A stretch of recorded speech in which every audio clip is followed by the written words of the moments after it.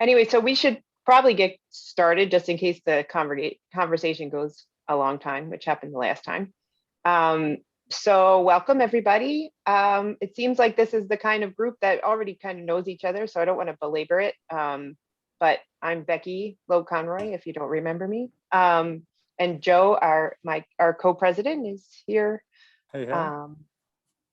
So this is our second of our virtual events leading up to our 25th reunion.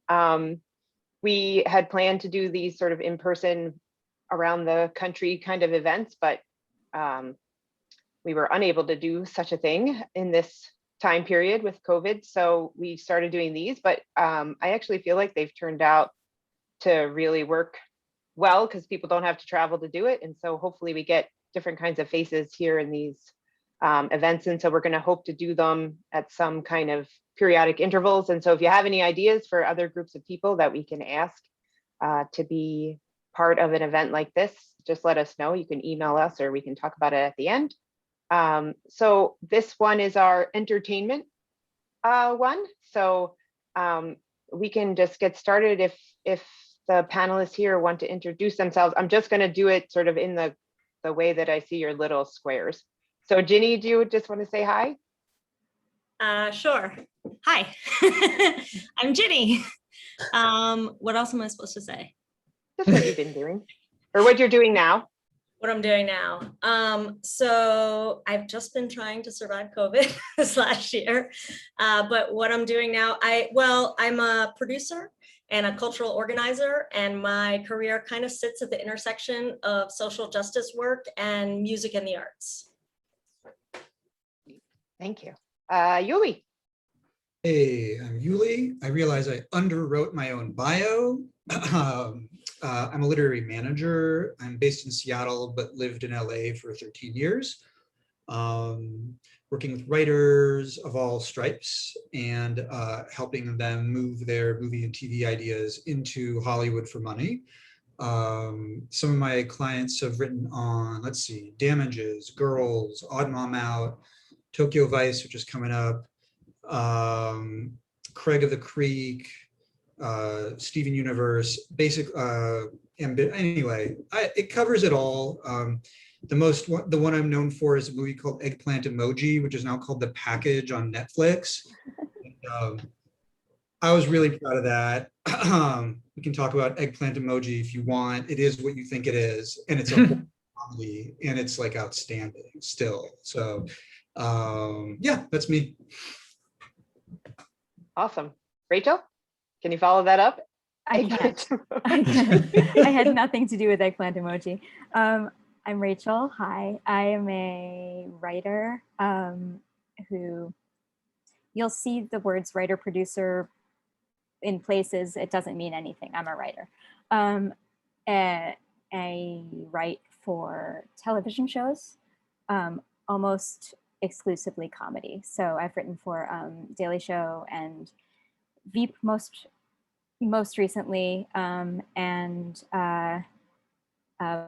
Children's Hospital, which I love in the same way, like which, Yuli was talking about his sort of, yeah, that's one of my faves. How I Met Your Mother, other things.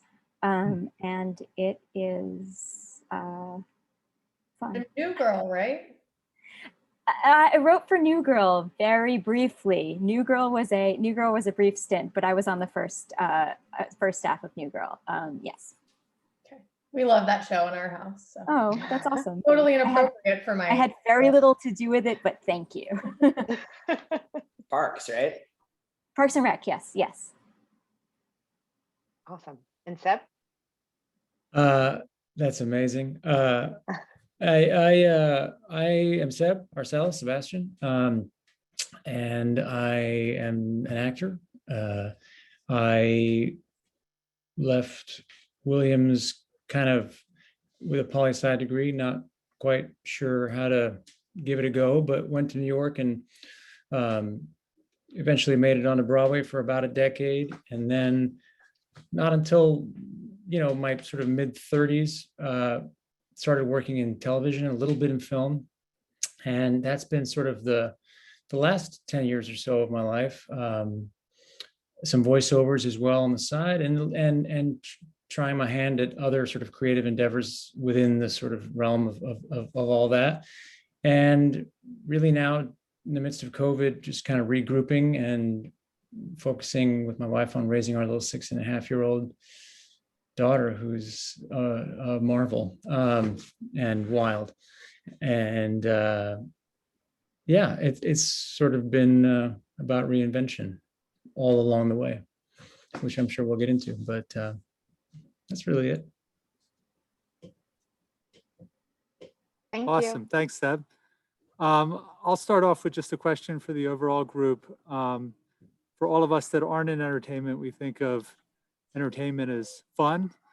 So we wanted to hear a little bit about how true that is, what kind of things that you've done have been fun, how have things evolved, and what's fun look like, now versus back then. So you could tackle any one of those, but wanted to kind of give an intro to everybody in the group.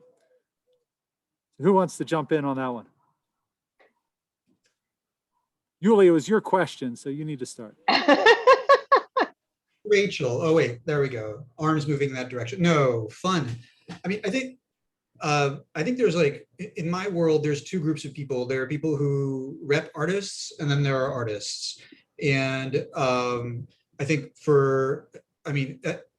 I work very intimately with artists, so I know for them what is fun and what is not. I mean, for me as a representative, sort of at 1 degree away from being in that crucible, I think fun days at work are when you sell something that the writer has done, or get a job for a writer that the writer wishes to work on for any number of reasons. I went into this thing for very different reasons than where I'm at now, but I feel like there's still like great pleasure when like you line up with that vision they have, and then like someone else buys in, because usually you're just like staring at this thing yourself, or the writer is staring at it themselves. Like, is this good? Is this bad? Like there's feedback, but like, I think unfortunately the market is a really good judge of, it's really good feedback when someone says, yes, business affairs is calling tomorrow. Like, that means you're like, yes, it's working. For me, that's work fun. There's other things, but work fun lives there. Yeah, I realized I should have jumped in first because I literally ended with the word fun, didn't I? But because I do think that it's fun. As Yuli was just saying, there's so I guess I would be considered the creative part of that. But like, yeah, there are parts of the job that are really, I can't believe it's a job, where you're just sitting in a room with people and cracking jokes about things. And the fact that you're getting paid to do that is astonishing. And the fact that you would get paid to write anything is astonishing to me. But yeah, so to that extent, it is super fun. And I don't actually think there's a ton to complain about. So there are long hours, but you kind of know that you're in for that when you get into this. So, and sometimes when people take what they're doing really seriously, and we all do, which is strange because sometimes what you're doing is like making a pun, and it's like, but you want to make the best pun for, so it's a lot of people sitting there with like very harried looks on their faces, and they're talking about the dumbest things, but and you'll stay there until you get it right, and it's kind of great. I deal with a fair. Oh, go ahead. Sorry, Jen. No, you go, Seb, because your career is like a lot of overlap with what Rachel does. Well, I was going to add to what you say, or piggyback off it. Like, I do walk around with a fair amount of guilt sometimes, just for the like any complaint of any sort in this business feels like it's ridiculous. Right. Like, we get to pretend and play and have fun and laugh, and yes, you wake up at 4 a.m. to get to set on time, or wherever it is, or you're coming home at 12:30 after doing a show and have to be up early for your kiddo, but it's ridiculous. Now but I will share this though.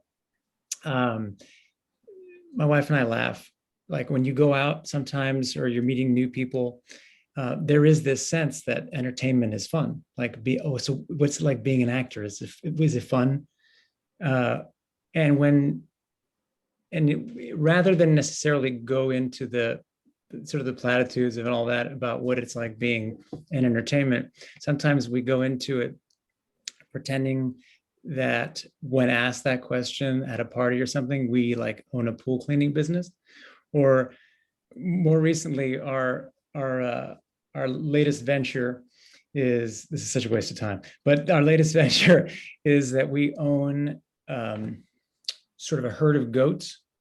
Have you seen these goats on the side of the road? We just moved to California about 9 months ago, and there's goats all over the place because they move them around. These like mobile goat units that will then graze. And so the state or the town, rents them. And so we own a mobile goat herding unit, and its name is Have You Heard? So that is fun. That's fun. I'm glad you're a dad making dad jokes, because I remember 20 years ago when you made dad jokes, but you weren't qualified yet. Now, listen, my wife and daughter literally the other day turned to me and said, "You are a dad joke." So, as you can see, nothing's changed. But yeah, it's pretty fun when you walk onto a set and I remember the first time I walked onto the set for House of Cards, but the first day I worked was when we were at the Washington Herald or whatever we called like the newspaper at the time. And I felt like I was walking onto the set of All the President's Men, and it was like heaven for me. And, that I can't complain about anything. It's too good. There are tough days, not having a job all the time, having to seek a job often. That's not fun, not necessarily knowing how to constantly reinvent yourself or push up against, more difficult moments in a career. But all in all, you have to sort of count your blessings. And there's that intersection, of course, between art and commerce, where sometimes you're doing a job for insurance, or sometimes you're doing a job that's not quite as fun, or that the creatives aren't necessarily on the same page. And so you're sort of navigating all of that. I mean, it's like office politics, like anywhere else. But really, to your point, Rachel, it's not much worth in complaining because you still have it pretty good. I think it's it can definitely be really fun. And I mean, I entered the music business as a fan. Like I just have always loved music. And I'm not a talented musician in any way, shape, or form. I'm basically tone deaf, but I have a decent ear, and I was a DJ. I can like choose good tracks to play. Other than that, I'm like, I don't know, I'm lost. But over the years, I went on the road with one of my favorite bands, The Roots, and that taught me everything I know about the music business. So I got to learn like 12 careers in one over the span of, a number of years while I was touring. Because when you're the tour manager, you're like the mom of the group. And, but like the job itself is also like the worst job in the world, in addition to being really fun. Like going to a stadium and seeing a sea of people and watching a show come to life that you worked really hard to make happen is super rewarding. And then, working with artists, I still to this day am blown away by people's talent, and being able to have a front row seat to that is incredible. But a lot of what you don't see, a lot of show business is smoke and mirrors, and you don't see a lot of the nitty gritty behind the scenes, really boring day-to-day work that goes into making those things happen. And on the production end, it's just a ton of logistics. And, tour managing was literally talking to bus drivers and hotel managers and, producers about what kind of gear they fucked up that we now have to get something else in to make the show work. And, it's just a lot of like conversations that aren't that exciting. So I think as my career evolved, I've just been looking at ways to insert my own creativity. And so learning how to like produce a show as opposed to just being sort of one of the logistical cogs in the wheel really allowed me the freedom to be a curator, be a creative myself, put some of, my own creative vision into these shows. And I've worked with artists. I've mostly worked with musicians, but I've also worked with people in the visual art world and writers and, across the board, different kinds of artists. And again, to just being able to be around that kind of talent and watch it sort of watch something go from the seed of an idea to something real that you're watching and sort of consuming as just a fan is magical. So I feel really lucky that I'm able to do that. But it's kind of, now that I'm doing a lot of work sort of bringing together the arts and culture world with social justice, it's way more rewarding, I think, at this point, because I'm able to try to actually affect change and sort of shift the cultural narrative and sort of work on issues that I really care about and get artists and musicians to really care about those issues. Because, I think we all know that music and art can change hearts and minds in ways that a policy paper won't. So it's really rewarding to be able to look at past cultural movements and social justice movements and see how music and the arts has been wrapped up with the ideas that they've been pushing forward and how it really shifted culture and put pressure that led to real policy changes and real changes in our world and our society. I did a big giant campaign around this election, bringing music to polling places around the country. And then we continued it after the election in Georgia. And we went really we targeted neighborhoods where we knew that we could drive out Democratic voters. And in Georgia, it was just a numbers game about turnout. And we just had to turn out a lot of Democratic voters that hadn't been voting before. And we did it and we won. And winning Georgia was really a moment of watching the work that we put in manifest in real change. And that was really fun. That was a lot of work. And there was a lot of not that fun work to make that happen. But again, it's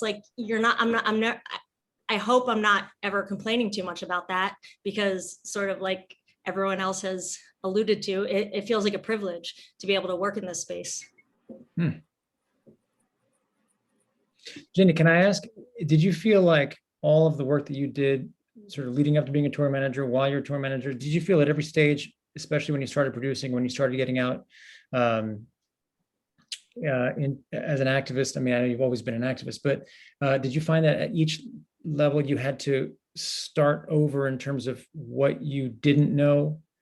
Or did you feel like everything kind of? I still feel like I'm not qualified for anything. I'm people are what skills do you have? I'm I don't know. I don't do, my sister, for example, is an artist. She's a painter.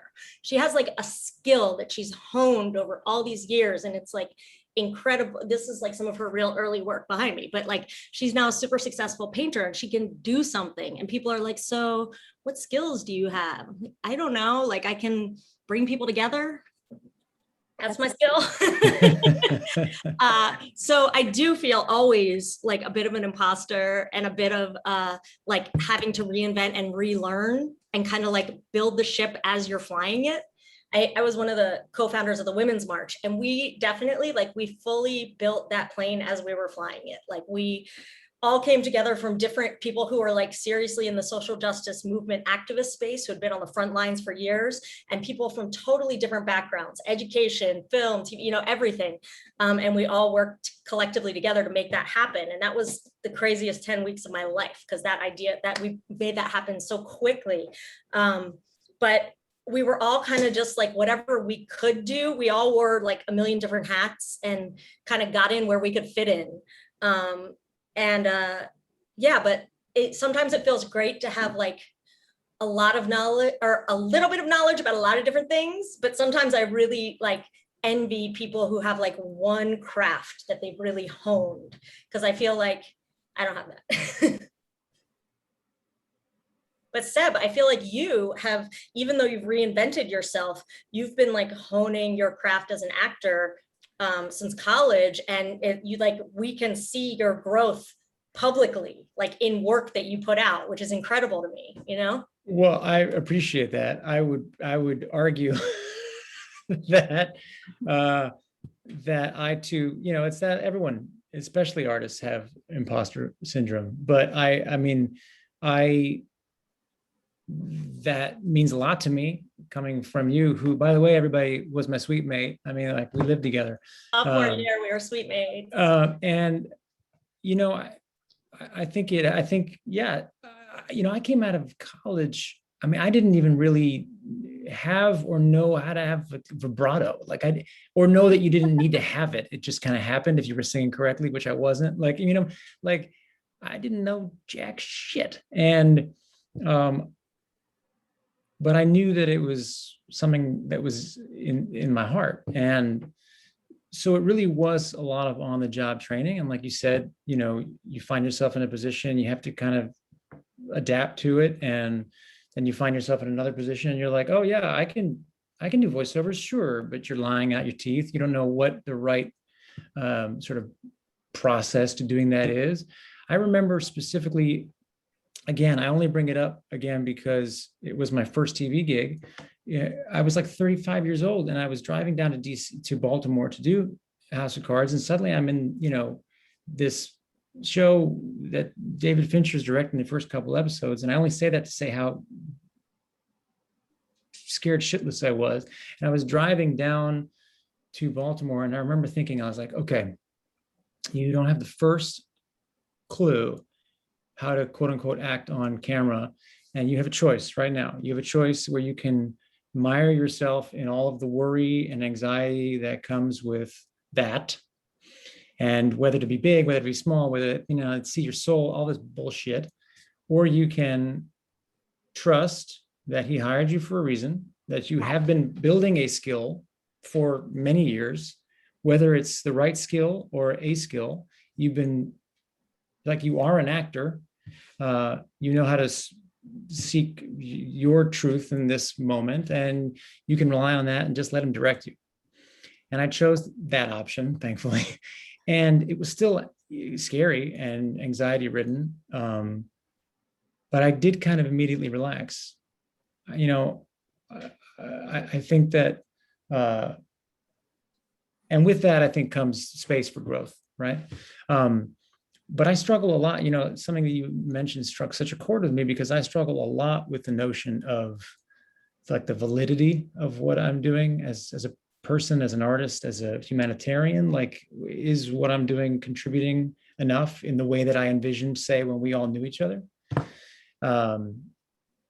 And while like my immediate focus is being a good husband and a good father and raising, a child into, a world with sort of scope and understanding and her own strength, I often wonder whether what I'm doing matters at all, and what I can do within that to make it matter. I think that though, like, if Yuli, Rachel, weigh in, but I think over COVID, we learned more than ever, like how much what all of you guys do matters. Like, what did we had nothing but, content, because we were trapped, and it allowed us to go somewhere else in our imagination, and it brought us joy. And like, I feel like there's no greater service that you could have been, be done. I definitely vacillate between I write jokes and the jokes make people happy. It's like, but yeah, it definitely feels at times, especially during this whole thing, there's been a lot of like thinking about, does anything I'm doing actually have an impact or matter? And that is the way I can justify it to myself when I do. And then sometimes I don't. Sometimes I say, I'm not sure it does. So, but what you said, Seb, completely I'm sorry. Oh, I was just going to say, like, Veep was such an important cultural commentary in addition to being hysterical, like. Well, and what Seb said, that's exactly what I was kind of about to say, which was that what Seb said that resonated so hard with me was when I got the Veep writing job, I was terrified, because I was like, I just sort of binge watched the first 4 seasons, which is how much there was at the time. And then we were all starting on season 5. And And I was like, I can't write this. I don't know. I can't. I just couldn't figure out. I was like, how do I write these people realistically? How do I do that? I don't have these people in my brain. I don't have this knowledge. And then it was the same thing that you said, Seb. It was, he hired me. That means I can do the job. He thinks I can do the job. He's going to be my boss. I'm not going to second guess him and say, actually, I don't want to take this job. Of course I want this job. So you have to just sort of do a trust fall into that like knowledge, you know? And then it turns out, yeah, they don't expect anyone to have that knowledge. They have dozens of visitors to the room who come in and talk with us. We took notes. I got such an education during that, all 3 seasons that I was there, just people from DC. And then we took a trip to DC and I saw Becca. Hi, Becca. But it was very cool. We really got like, the knowledge was given to us, I guess, that they did not expect us to have. So basically we were hired as good writers and then given the tools to actually write these characters. And I think that just to jump in and like tackle, I feel like and I talk about this with my own clients, but I feel like what's not said about entertainment is that it's just like, it's a sort of canary stuff for American business. And I don't mean to harp on all the money stuff. That's definitely not where my head is, but I feel like, I was at a big corporation. I left in the spring of 2010, sort of like one of the pits of that first depression and recession we had.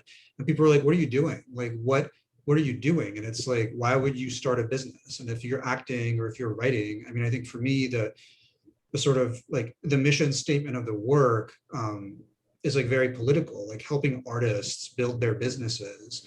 Not like I feel like I sound like an accountant when I say it, but I feel like an artist comes to the table with their own sense of aesthetic propriety and aesthetic desire. And like I live by this thing, like you get what you want, right? I think an artist who doesn't know what he or she wants is gonna, in Hollywood, often have like what I call a moment. So 18 to 24 months of perhaps amazing success and attention, but then like, if it's not undergirded by any set of values, both like political and economic, then often I find, at least in the world of writers, like those folks flail and they crap. And I think that's, certainly like, I find my life is just one sort of cycle repeating with slight variations. I'm like happy to be on this Williams call. I remember my first day at Williams, I was like, what is this? And it took me like 4 years to figure it out. And I was like, yeah. And it's like graduated. Oh no. And so then it's like, you have to start all over, but that then took 5 years. And then that cycle ended. I did grad school. After that, oh shit, mailroom in Hollywood. Okay. That's another 5 years. Like, so these constant cycles are like learning and failure and restart, learning, failure and restart. And I feel like it's not only, it's reinvention, but it's also like, you have to have a spine to be, I hate saying it, but like attrition is a value. Like the fact that Seb and Rachel and Ginny, that we're here today, yes, you are all talented, but for real, you have outlasted 99% of your competition. And like through the quality of your work, but through some, I imagine like, mental tenacity and like moments of real luck, that Fincher had a good day or whatever it was, or like, these things are all like incalculably done, but I do find like there is a uniform thread for artists and entertainers who have a long career. It's that like you do come to it from a place of seriousness and of like not just self-belief, but like there's something else going on, which is not to say everyone has to be a Democrat or like an anarchist or like a hardcore conservative, though that's certainly, there. I just think I think there's other stuff. There's other stuff that keeps people going, because like I should have been in law school at the age of 28, like for real. Like it was always like 3 months from law school, 3 months from law school. And I'm like, my dad's still kind of waiting. Like, law school? No, Dad, I'm 44. Okay. I don't know. That's my take on that. Well, Go ahead. I I was just gonna say persistence. I think like persistence is definitely a skill.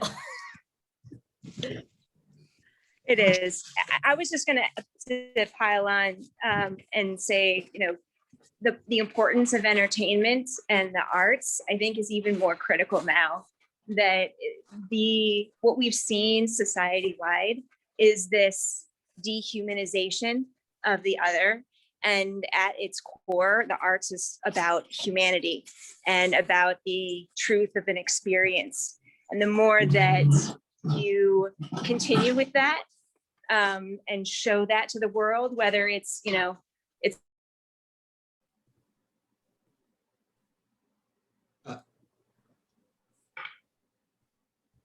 We lost you. Uh-oh. That was so good. It was Yeah, we good. liked what you were saying. but Oh, we red lost you. lines is fill in the blank.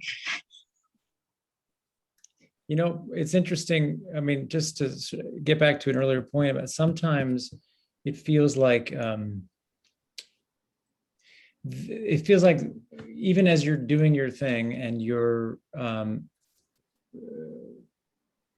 surviving, succeeding, whatever it is, there's always seems to be a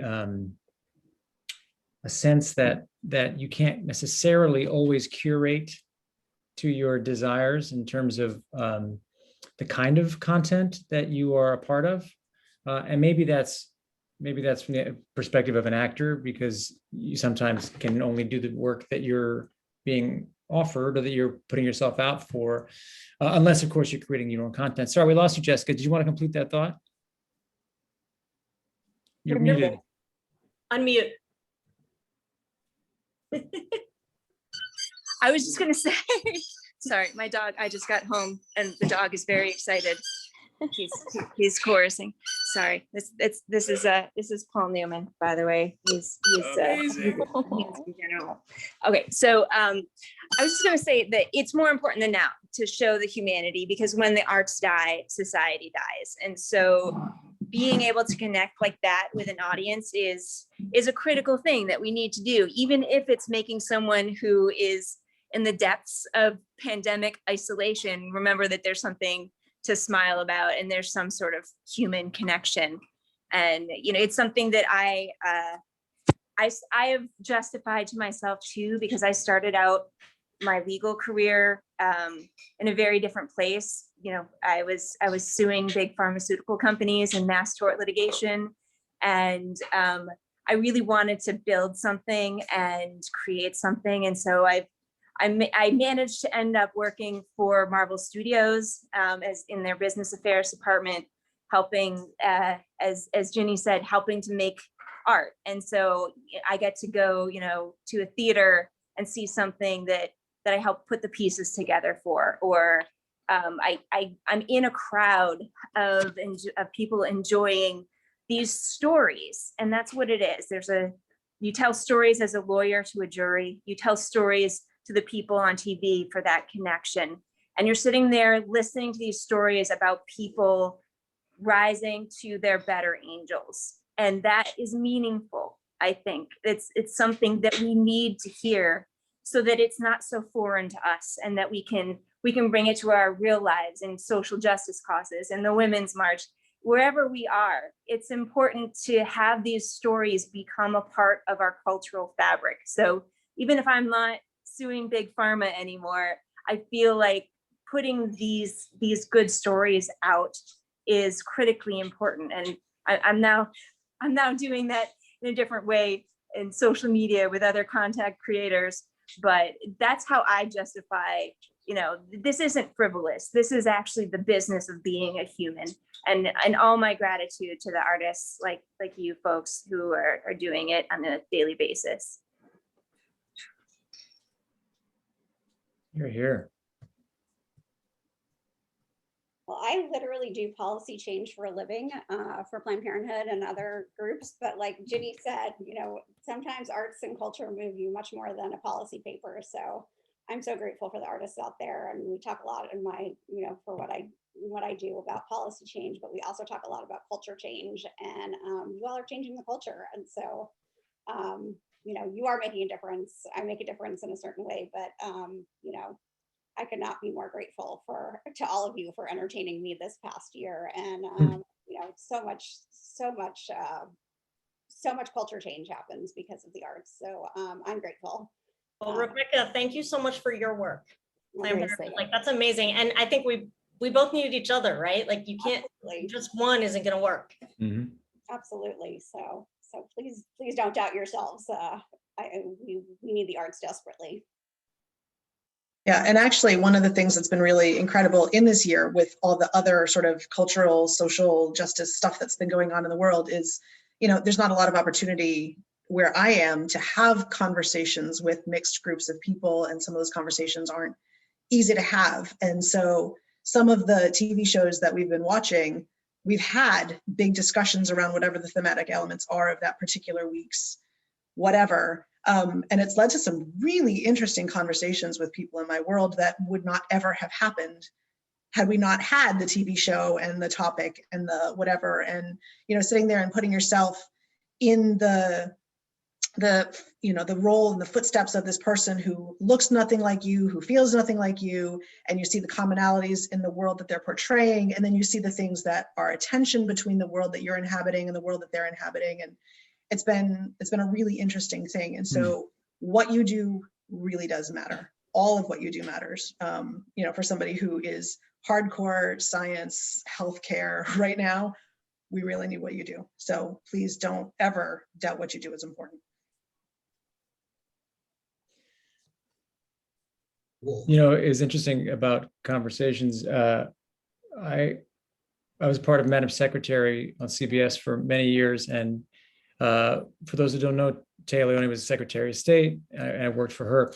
And in the several years of the show, I think we had 6 seasons, and it wasn't until somewhere in the middle of the 5th season.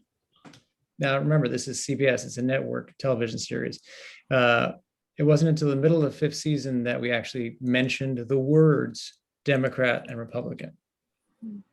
This is a show about politics, which, to be honest, if I'm being honest, it actually kind of upset me. I wanted us to get grittier. I wanted us to get into the issues in a sort of more substantive way, but they just were able to.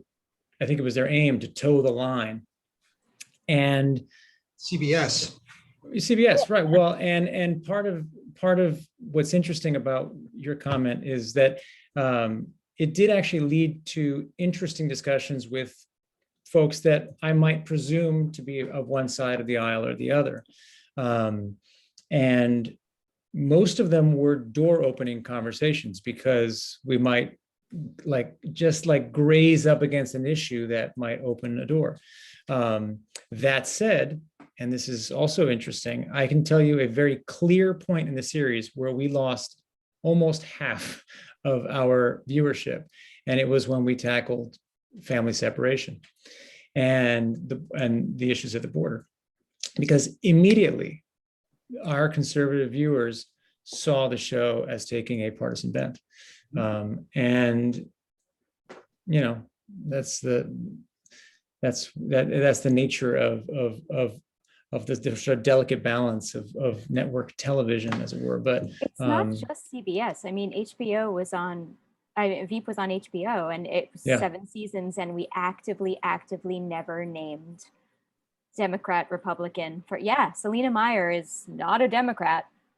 She's that's the Julia Louis-Dreyfus played a terrible woman who was the vice president and then later on becomes president and then vice president again, etc. But purposely, actively, never, ever mentioned sides, even though, in some sort of policy ways, it was pretty clear where she stood. It was still seen as divisive and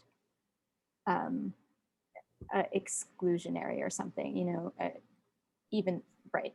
Anyway, I've got to say though, on the sell side of these things, which the artists don't see, we're often not sending clients up for jobs to certain places that have really clear mandates. CBS is for, this is changing with CBS because it's broadcast, but CBS is white viewers 50 and older. NBC is going to do something else. ABC is smart with heart. HBO is going to skew liberal. And so, for example, liberal, whatever that means now, but you may rep a writer or an artist and say, oh, they'd be great for this. You're selling to an executive. They'd be great for this reason. They're like, they're not right.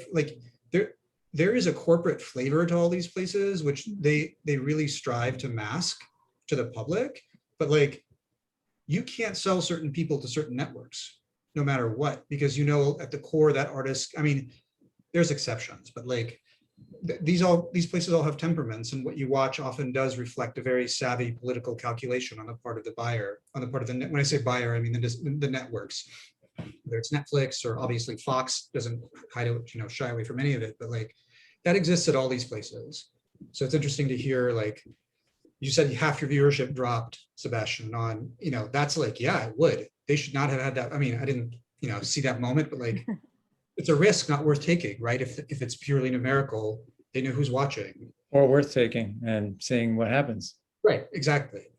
A lot of artists fall on that same spectrum too. Like I've dealt with so many artists where you think that they would want to show up for a certain cause, and they're just like, well, right now I'm really trying to remain politically neutral and just talk about just talk about whatever you're talking about. And it's kind of like, well, the personal is political. Whatever you're putting out already is. So if you're towing a line or what, that is a political statement in and of itself. So you are choosing. So, there's artists who are kind of just starting or at the cusp of breaking, who might have like, a momager or a dad manager who are like, won't let them participate. I've dealt with that. And then you have other artists who will show up for anything as long as they're getting a check, but it's not really about the cause, it's about the check. So like, again, there's smoke and mirrors, and you're presenting a story to people, and sometimes that story isn't totally authentic. And I feel like I've spent my career working with artists who pride themselves on authenticity, and a lot of times it is real, and that's amazing when you see it, when you work with it, but there's a lot of times it's not too.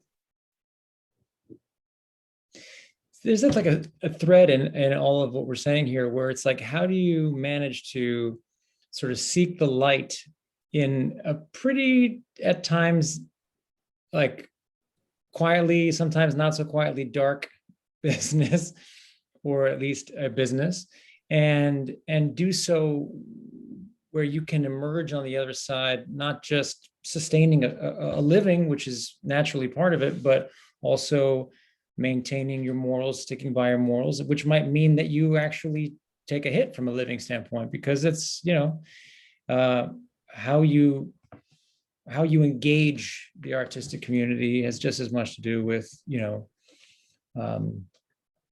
work itself, so I'm glad we're all still here and feeling like, presumably anyway, that we're sticking to our moral guns. Yeah. Random thought. No, but that's to also Yuli's point, though. Yuli, you were talking about the culture of these companies, and I worked at CBS for 12 years. It's more than just the talent. It's also all the way down. I was not a part of the talent, but even in the hiring decisions, the decisions from the business side, the culture pervades. It's shocking how much you try to find that, well, what would CBS do line, even in decisions around the vendors that you use, because well, I can tell you right now, Kenric, that you not being part of the talent side was a big misjudgment on CBS's side already. So, but you can, sorry to interrupt, but go ahead. No, I'm just agreeing with Yuli. Yuli talked about the numbers before, not wanting to bring it up, say it's about the numbers, but for these companies, it's about the numbers and how they think they can maximize. The news division is another example of this, but we can talk about it another time. It's mind-blowing. It's mind-blowing. It's also sorry, Yuli, go ahead.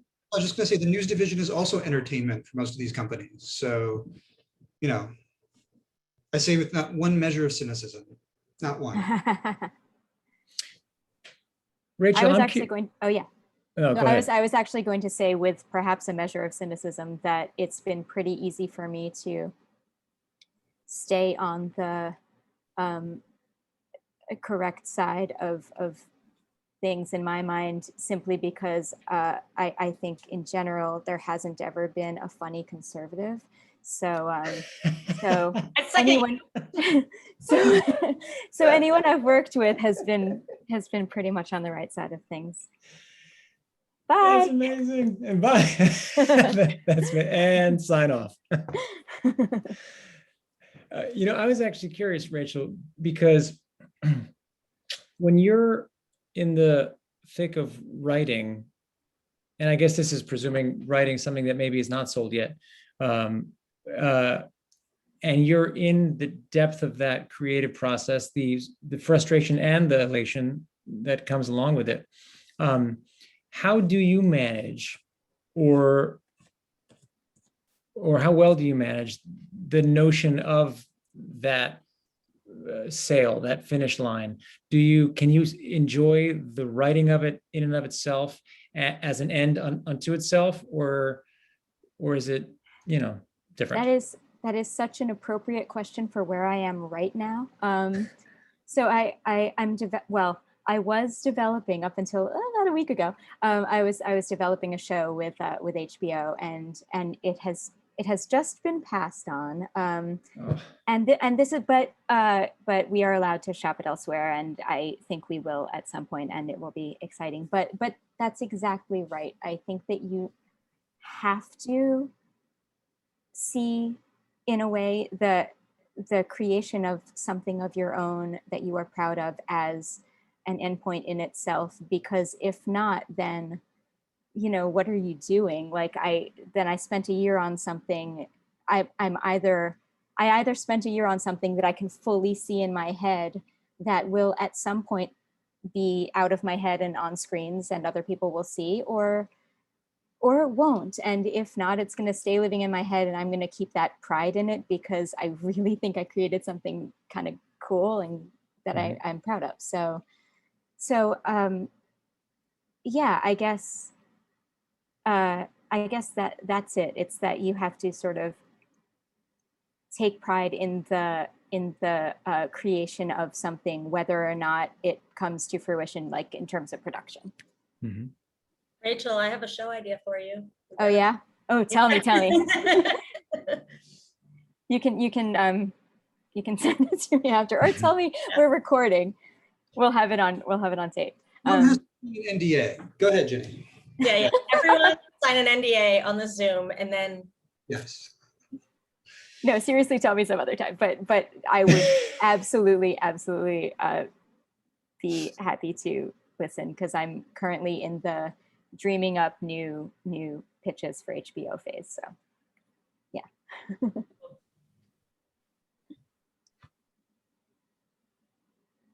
How has COVID and this time either crystallized or changed, or allowed for you to rededicate yourself to what you were already working on? How has this time changed each of you guys as an artist, if I may ask? I mean, beyond, obviously we've all struggled through it, but I'm curious as to what your journeys through the last year and a half has been. Obviously you've been writing, Rachel, and you've been preparing this, and was that a good salve from what was going on in the world? Was it sort of, or is it difficult to? Yeah, it was. And I worked in 2 Zoom rooms also at the beginning of one of which was in London, which was super interesting because I would get up at like 3:30 to be in the room at 4 a.m. and they started the room at noon so that I could be there for, the room. And I'd just be sort of like glazing over, like, with like 6 other people with phenomenal accents, like fully awake. And I'm like bleary-eyed, and sometimes Phoebe Waller-Bridge was there. And I was like, whoa, okay. I just turn on my Zoom and there is someone I fully admire. So it was a very strange and interesting experience. And then they didn't pick up the show anyway. But it was really fun to do.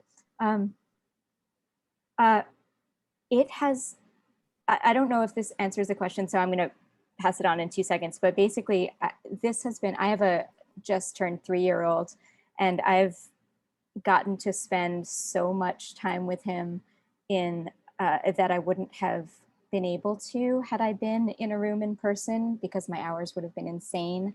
And I don't know how I would have managed that. I honestly think I might have chosen derailing a career to in favor of being with him. So I had the glorious privilege of seeing, a year plus of his life that I probably wouldn't have seen.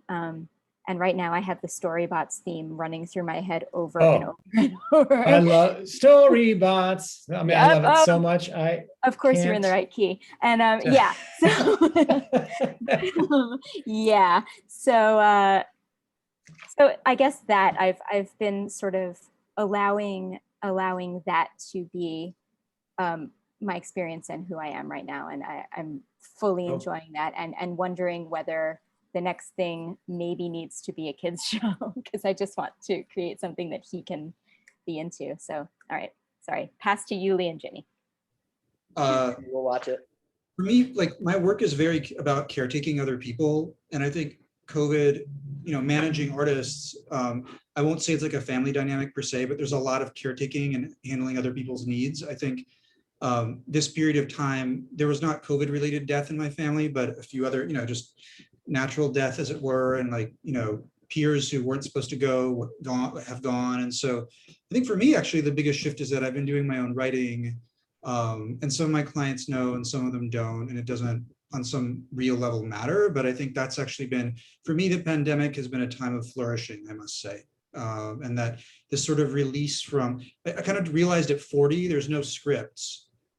Like you're scripted until you're 40 in this culture. And after 40, it's a total shit show. And so like, how are you supposed to age? How are you supposed to parent? How are you supposed to relate to your own parents, your own kid? There's literally no roadmap. And so it's like some days liberating, some days terrifying. And I think part of that engagement with the no script life, it's like, well, I think I can write. Like I've done a lot of development with my writers. Those notes have worked. We've sold things. Like I'm going to do this and see where it goes. And so I think that's been, amidst just hearing that other side of myself, the sort of post 40-year-old side, I think that's been where the big COVID shift has happened. And I find the pandemic for me has been, a sort of very hard, but very fruitful time. Amazing, Yuli. Can't wait to see what you write. Soon, it's being edited. Cool. For me, it was just like another exercise in pivoting and reinvention. It was, you had to try to take the magic of a live show and bring it to the digital world. So I produced a lot of virtual events. Some, had more success than others. I think we learned over and over again throughout the pandemic that there's nothing like the magic of the live energy of a live show, and you can't really replicate that, but you can do other really creative, innovative things using video, using audio. So, we got to do some cool creative things, some that were exciting and new. But I think now at this moment, I'm really excited to have like weathered that storm for a year and be able to get back to like doing real things in life where you connect with real humans outside of the computer box. So yeah, I'm excited for that. I also, I was a co-founder of this thing called the Resistance Revival Chorus, which is this chorus of artists and activists who came together, and we all sing songs, and we have a record out, and you can check it out on Spotify, Apple Music, but we couldn't rehearse together. And so like throughout COVID, it was the community really like of women really held each other up, but we couldn't be together. We were together in the streets a bit at protests, some outdoor stuff, and that was amazing. But a lot of people weren't able to be part of that because of COVID and because of their own health situation. So we're at this point now where the majority of the chorus is vaccinated, and we are able to start being together again. And we're booked on these upcoming, like we're going to be at Newport Folk Festival, and we have these like shows on our radar. And it's the first time in, a year and a half that we've done anything live. And so that's really exciting, but not being able to be together to rehearse, to like grow what we had been working so hard on while our album came out during COVID was really, that was really tough. And, luckily we got to connect on Zoom, just like on a personal level, but they haven't solved. If anyone on here is a tech person, can you please solve the latency issue? Because you can't sing together in real time on the internet yet. unless maybe you're working from NBC studios and have that kind of a cable connection, but it's impossible. So that was tough. Did you produce the album pre-COVID? Yeah, we produced the album pre-COVID, but luckily. And then, we were supposed to tour it all last summer. We had all these gigs and stuff, and then everything just got canceled at once. But a lot of the like shows that we were on, some of the bigger ones like Bonnaroo and Outside Lands, these festivals basically rebooked the talent that they had booked in 2020. So it'll just be like a bit of a delayed tour situation. Wow, thanks everyone. I, for one, can't wait to kind of pick up your album, Ginny. And, I really appreciate everybody spending time together. Rachel, Yuli, Seb, this was awesome and so organic. It was like, we were all in like a class together. It was very cool. Just kind of asking each other questions. I loved it. As we did last time, anybody who wants to stick around and just hang out, totally welcome. Also wanted this hour went by so fast, and we booked it for an hour, so didn't want it to feel awkward for anybody that has to jump off and take care of family or whatever it is. But thank you all for joining us. It was amazing. Thank you for putting it together, for inviting us. Thanks, Joe and Becky, for creating this space. It's very cool. I gotta go, but it was so great to hear you guys. Congratulations for all your work. It was just amazing, inspiring to listen to your stories and everything you've done and everything you're thinking of doing. So congratulations. We're looking forward to hearing yours. If you will, Becky, if you would please send us the link to it. Please. Yeah, Karina, I can't wait to hear yours too. It's been admiring what you've been doing from afar, and I applaud everything you've been doing. It's really incredible work. Thanks for showing up for this one, but I can't wait to watch yours. And it's great to see your face after all these years. It's so good to see you guys all. See you guys. Bye, Rita. Yeah, so whoever has the ability to stay or wants to stay and keep going, we're happy to stay and keep chatting. But I know that we did, say 8 to 9. So if people have things they need to do, my kids are old enough that I think they're going to bed all by themselves. I have a question. Do we know of other classmates that have albums? Like I just bought Eddie Murphy's last week or 2 weeks ago, which I also totally recommend. Amazing. It's it's what I listen to when I go walking now. And Matt Sandoval's in a fun track too, which is fun. Matt Sandoval. I wish we could like get a compilation of all of our classmates in music and like get that. But I don't know who else. Aren't 99, like Lee Home has albums. Here's one for sure. Oh, Lee Home, of course. Here's one which I don't know if you guys are familiar with, that they're Williams grads, Darling Side. Do you guys know they're amazing. They're incredible. They're younger, right? Like significantly. Yes, of course they're younger. They're fantastic. They're fantastic. Their harmonies are amazing. Anyway, they're great. Oh, and Judd Greenstein has all sorts of cool stuff that he's put out with other people. He's a composer and his stuff is amazing. Maybe we should ask Matt White to put that as his next prompt in his notes, to ask people to put that in. Yeah, Kenric. Jeremy Faust founded a choir that I was the leader of for 5 years, and we have 3 albums out. So, but it's 20th century, 21st century a cappella choral music. So that's awesome. Send it. Cool. I mean, I tribute Kenric, and Seb, the Spring Streeters, to my entree into the music business. Being a Spring Streeters groupie and an usher at some of their shows officially. I had title. I should let me tell you something. I should get my wife on here, because the amount of grief that I get for even just calling anything the Streeters is hilarious. She's like, who did you guys think you were? honestly. I want a shirt that says the Streeters. I still have it. Which, oh man, we laugh.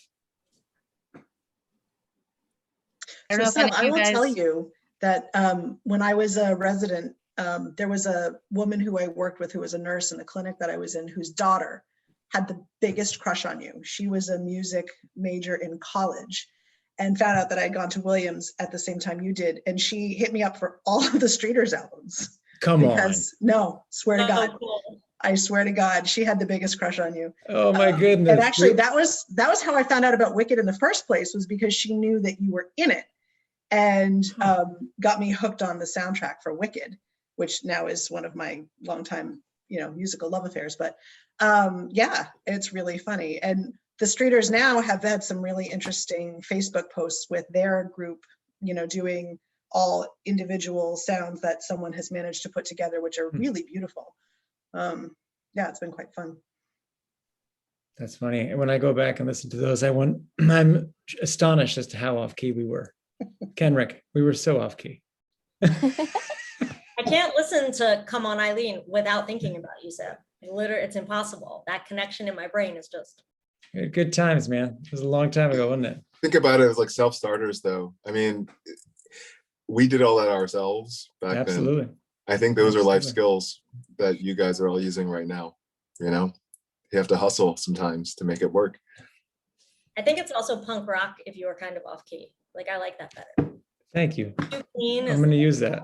Super The Spring Streeters are punk rock. I love it. Williams punk rock in khakis and preppy ties. Yeah. You guys watch the first 2 minutes of the annual meeting. It's Streeters like cold open, and it's awesome. It's really, really good.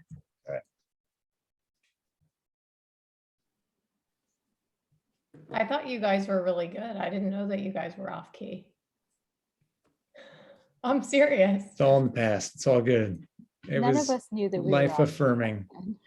Exactly. Exactly. Yeah. I think our junior year Streeters with you and Connie and Lee Home, and Yeah. that was a really fun group.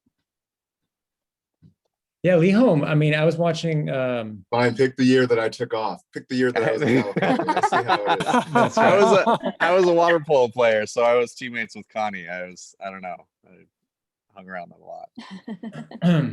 It's so funny. Doesn't Kenny Harmon maybe have an album or have like a real career too? He's like an opera singer. Yes, he just wrote a musical. Really? Yeah, he just wrote a musical, and he's doing some sort of workshop.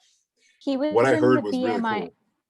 Yeah, he was in the BMI Lehman Engel workshop because I actually watched their during COVID like final presentations because another friend of mine was a lyricist in it. And suddenly this guy pops up and I was like, and I texted her, I was like, is that Kenny Harmon? And and he was performing in someone else's, and also he wasn't presenting his musical that day though, so I didn't hear it, but it was exciting to see him. He's just as talented as he was.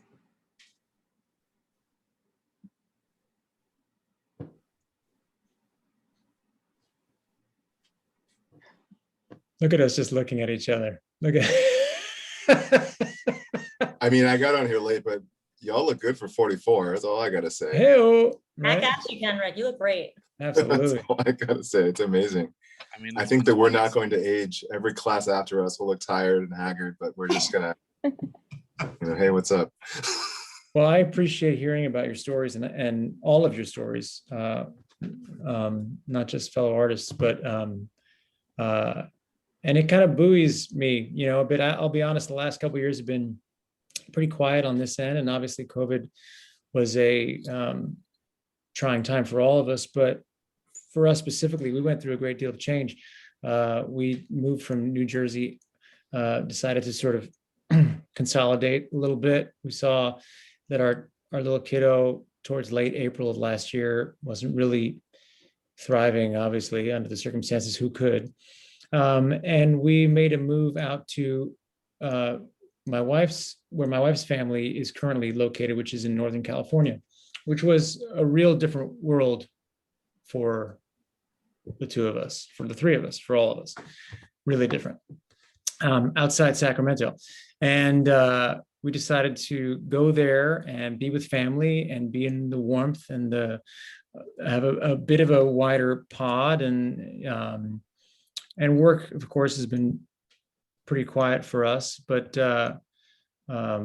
we've also taken the time to be with family, like you said, Rachel, and there, if I'm being honest, there have been some sort of traumatic events over the course of the last year, which for a guy who admittedly has never been to therapy until this year at the age of 44, not to minimize the art form that you've mastered, Rachel, but I too sort of started writing a little bit, and that has been like the greatest, sort of soul seeking and affirming endeavor that maybe I've ever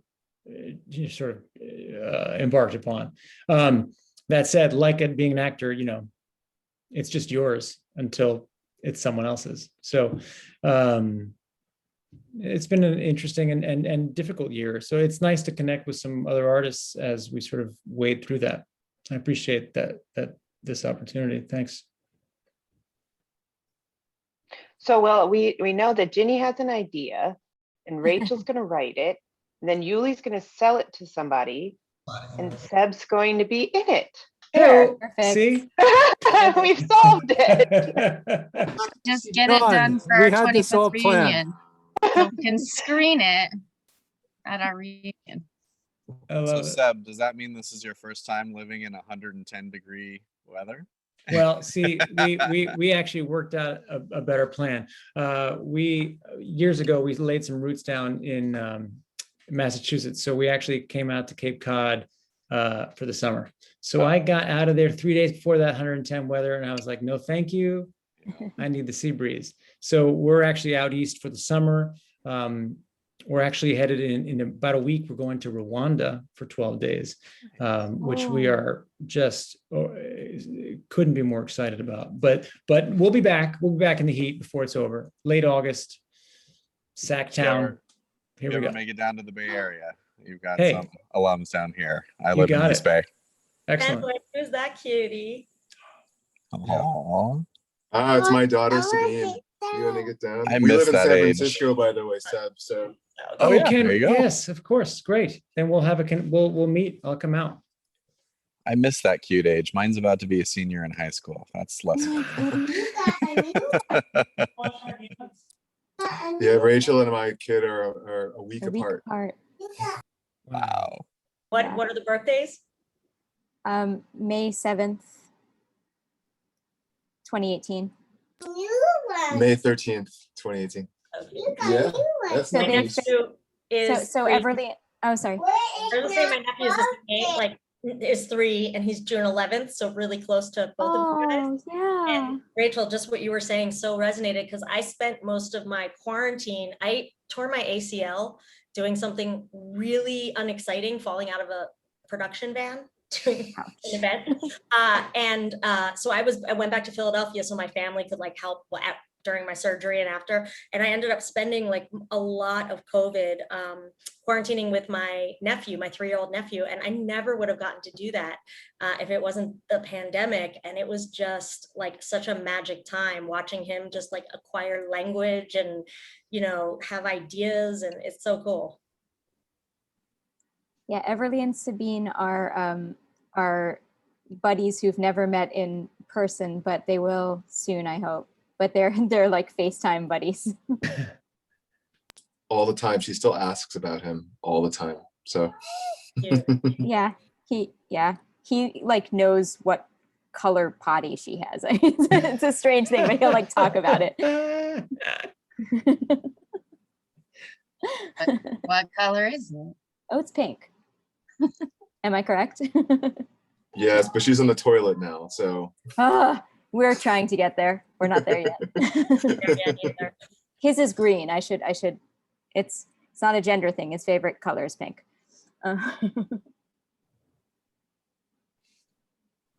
Just make sure you remember all the stories because potty training is usually good for some good ones.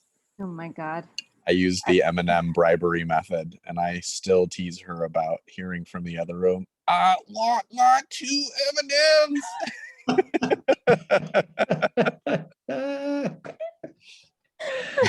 That is also being recorded. Oh, awesome. I'll ask the alumni office to trim There we a go. little bit on either end. Exactly. Probably good Yeah. she didn't show up on camera then.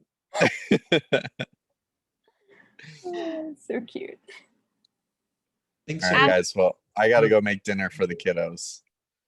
Yeah. It's really good to see y'all. It was a Thank pleasure. you. A pleasure I gotta seeing get you. it To as see well. everyone. Awesome to see you all. Thank you, So guys. nice to see everybody. Thanks, Thank you you guys. so much Seb, for Ginny, coming. Thanks, Rachel, everyone. Yuli. It's Bye-bye. awesome. Great to see you.